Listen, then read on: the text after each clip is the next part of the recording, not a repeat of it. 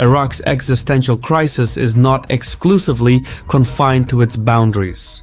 Sitting in the center of the Middle East, instability in Iraq would seep into the periphery and trigger a wave of radicalization and extremism. There are too few democratic and institutional avenues available to address the complications ahead. Iraq's crisis, therefore, is the world's problem.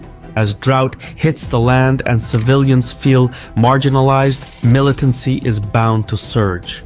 The last time Iraqis felt this way, jihadist forces established ISIS, which then took over parts of Iraq, Syria, and beyond.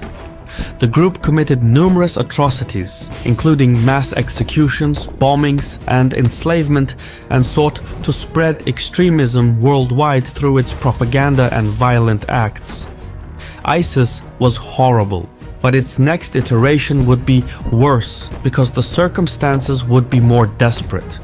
As the water, food, and energy crisis turns Iraq into a hotbed of instability, armed and desperate people with nothing to lose would join the ranks of ISIS 2.0, who would then tunnel into the wider region with a vengeance. What makes the crisis even more urgent is its timing. Iraq's population is currently growing unsustainably. It is estimated to eclipse 63 million by 2040, up from the current 46 million. By 2071, the Iraqi population will reach 94 million, surpassing even that of Iran and Turkey. But that's not the end of it. The population will keep growing uninterrupted, reaching 111 million before the end of the century. Demographic studies are difficult to predict, but if Iraq stays on course, demand for water will increase while supply will decrease. With less water to go around, public services will steadily decline, food security will face collapse, healthcare will drop, and so on.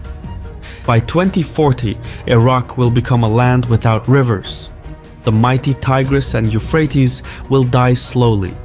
Water will still flow marginally, but it will not reach its final outlet in the Gulf.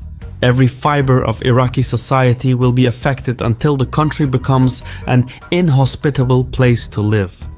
That is a drastic fall from grace, considering that Iraq was once known as the Fertile Crescent. But stranger things have happened.